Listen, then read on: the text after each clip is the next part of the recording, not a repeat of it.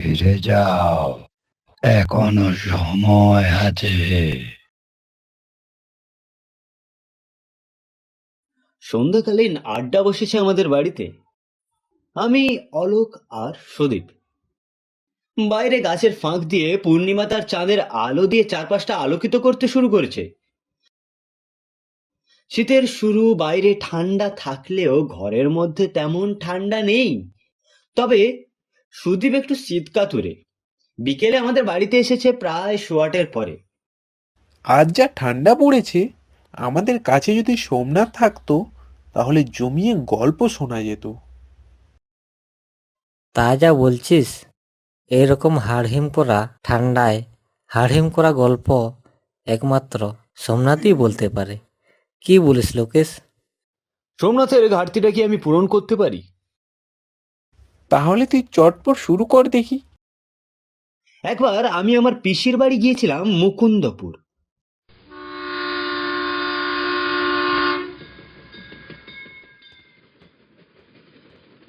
নামটা যতটা শান্ত শোনায়, জায়গাটা কিন্তু ততটাই অশান্ত। কাঁচা রাস্তা, দুপাশে খেলা মাঠ, মাঝে মধ্যে পুকুর আর তাল খেজুরের গাছ, কিন্তু সূর্য ডোবার সঙ্গে সঙ্গেই গ্রামটার চেহারা বদলে দেয়। মুকুন্দপুরের সন্ধ্যা নামে খুব তাড়াতাড়ি। সূর্য অস্ত যাওয়ার পর যেন আলো এখানে থাকতেই চায় না। হাওয়া ভারী হয়ে আসে, চারপাশটা নিস্তব্ধ। এই গ্রামে রাত হলে কেউ কিন্তু অকারণে বাইরে বেরোয় না। গ্রামের ভেতর দিয়ে বয়ে গেছে একটা সরু কাঁচা রাস্তা। সেই রাস্তা ধরে হেঁটে চলেছে আমাদের পিসির বাড়ি।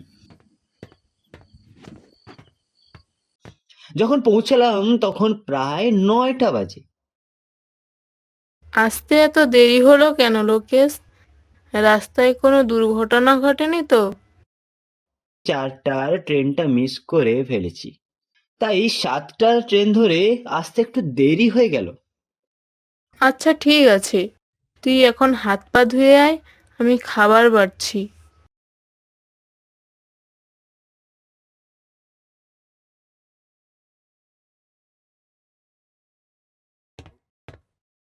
রাতে খাবার খাওয়ার পর আমি আর পিসির একমাত্র ছেলে বিনয় একসাথে ঘুমোতে চলে এলাম।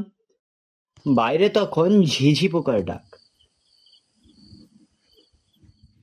জানিস, এখান থেকে একটু দূরে একটা হানা বাড়ি আছে। বলিস কি, কোন হানা বাড়ি? ওই যে গ্রামের ভেতরে পরিত্যক্ত সরু কাঁচা রাস্তা, একটু এগোলেই একটা হানা বাড়ি আছে। গ্রামের লোকেরা বলে রাতে ওখানে আলো জ্বলে। তুই এখনো এসব বিশ্বাস করিস নাকি? বিশ্বাস করি না, কিন্তু বাড়িটা একবার নিজের চোখে দেখার খুব ইচ্ছে জাগে মনে। চল একবার দেখে আসি। এখন রাত প্রায় 10টা বাজে। এখন গেলেই তো মজা, দিনের বেলা গেলে কি আর ভয় করে?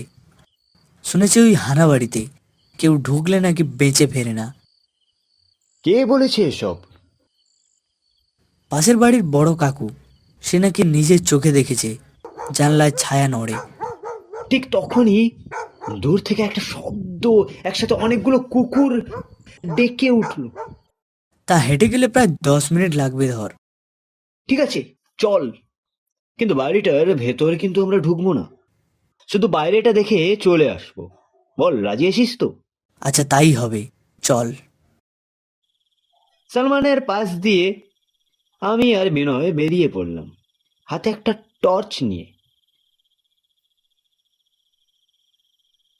জঙ্গলের রাস্তা ধরে জোরে জোরে শুধু হেঁটেই চলেছি। মুকুন্দপুরের শেষ মাথায়, যেখানে পাকা রাস্তা শেষ হয়ে গেছে, মাটির পথ মিলিয়েও গেছে সেখানে। সেখানে দাঁড়িয়েছি 1956 সালের সেই পরিত্যক্ত বাড়িটি। বাড়িটির দিকে তাকাতেই মনে হলো সময় যেন এখানে থেমে গেছে। বিশাল দোতলা বাড়িটি আজ এমন জঙ্গলে ঢাকা পড়ে গেছে, বাড়ির বাইরে গেটটা এখনো ঠিক করে দেখা যায় না। গেটটায় তালা নেই, তবু গেটের ভেতরে ঢোকার সাহস কিন্তু আমাদের হচ্ছিল না। আমি খেয়াল করলাম ভাঙাচোরা পাঁচিলটির মধ্যে কিছু একটা লেখা আছে, ঠিক বোঝা যাচ্ছিল না। আমি বিনয়কে বললাম, বিনয়, ভালো করে দেখ তো ওখানে কি লেখা আছে। ফিরে যাও, এখনো সময় আছে। ঠিক তখনই হঠাৎ বাড়ির ভেতর থেকে কেউ যেন কি বলে উঠলো। আমি খেয়াল করলাম, আরে হ্যাঁ, এটাই তো এখানে লেখা আছে, ফিরে যাও, এখনো সময় আছে। অনেক ডাকাডাকি করেছি কিন্তু কেউ কোথাও নেই। কেউ আছেন ওখানে? ও দাদা, কেউ আছেন ওখানে? কিন্তু ভেতর থেকে আর কোনো শব্দ শুনতে পেলাম না। ভয়ে ভয়ে দুজন গেটের ভেতরে এক পা দু পা করে এগিয়ে গেলাম। বাড়ির ভেতরে পা কিন্তু আমরা রাখিনি, শুধু বাড়ির চারপাশটা দেখেছিলাম। বাড়িটির চারপাশে ঘাসগুলো শুকিয়ে কালচে হয়ে গেছে। হাওয়া একটু জোরে বইলেই গেটটা নড়ে ওঠে কিড়কিড় শব্দে। লোকেশ, ওই দেখ, একটা বড় কুয়ো, যেন আলো গিলে খেয়েছে। গ্রামের লোকেরা বলে ওই কুয়োতে পড়ে কেউ মরেনি, তবুও মাঝরাতে এখান থেকে জলের শব্দ আসে। আমি কুয়োর কাছে যাইনি, শুধু দূর থেকে দেখছিলাম। সব থেকে ভয়ানক ছিল ওই কুয়োটাই। বারবার মনে হচ্ছিল দোতলার ওই জানলার ধুলো মাখা পর্দাটা বারবার যেন নড়ছে, কিন্তু হাওয়া একটুও ছিল না। আমি চোখ সরাতে পারছিলাম না। মনে হচ্ছিল পর্দার আড়াল থেকে কেউ যেন আমাদের দিকে তাকিয়ে আছে। ঠিক তখনই পেছন থেকে কাকের ডাক। আমি চমকে ঘুরে তাকালাম।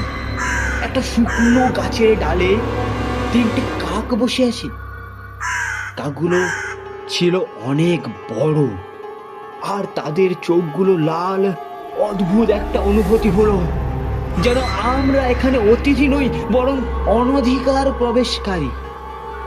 আর এখানে থাকা ঠিক হবে না লোকেশ, এবার বাড়ির দিকে এগোনো যাক, রাত অনেক হয়েছে। গ্রিলের গেটটার দিকে তাকাতেই গেটটা নিজে থেকেই বন্ধ হয়ে গেল। ঠিক তখনই গ্রিলের গেটটায় খুব জোরে বিনয় ধাক্কা দিল। এক বিকট আওয়াজে গেটটা খুলে গেল।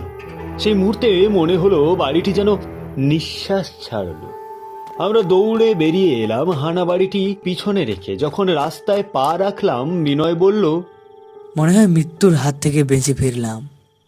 লম্বা কাঁচা রাস্তা, দুপাশে উঁচু গাছপালা, চাঁদের আলো নেই, কুয়াশা ধীরে ধীরে ঘন হয়ে নামছে। আমরা হেঁটেই চলেছি 5 মিনিট 10 মিনিট, শুধু হাঁটছি।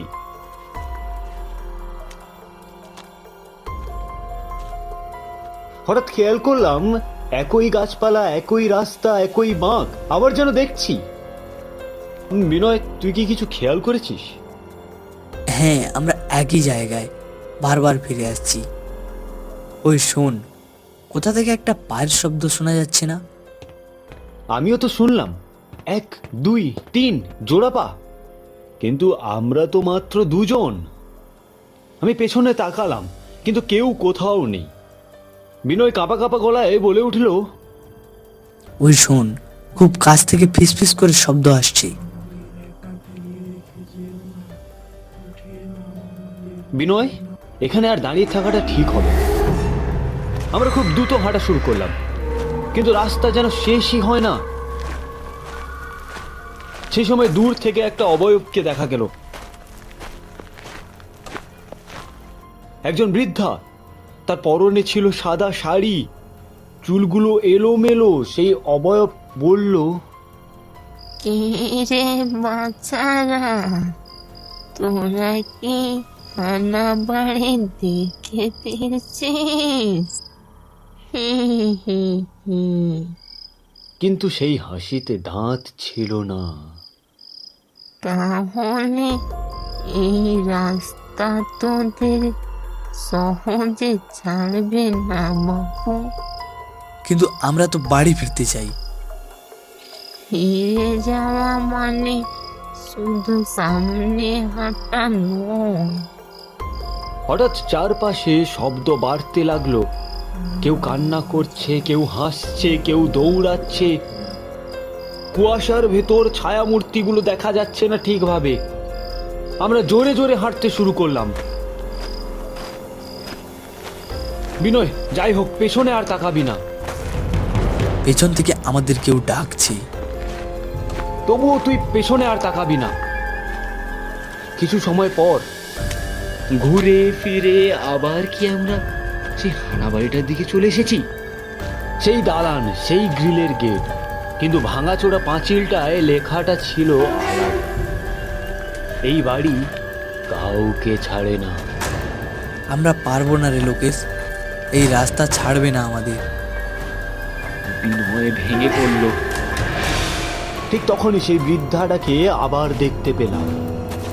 একটাই উপায় আছে বাবু, কি উপায়? তোদের ভয় মেনে নিতে হবে। যে ভয় পায় না রাস্তা তাকে ছেড়ে দেয়। আমরা চোখ বন্ধ করে বললাম, আমরা ভুল করেছি, আমাদের ক্ষমা চাই। এক মুহূর্তে নিস্তব্ধতা, তারপর চোখ খুলে দেখি গ্রামের চায়ের দোকানে। একজন জিজ্ঞেস করলো, আচ্ছা, কোথা থেকে এলি রে তোরা? ওই দিক থেকে। আমার কথা শুনে লোকটা যেন ঘাবড়ে গেল।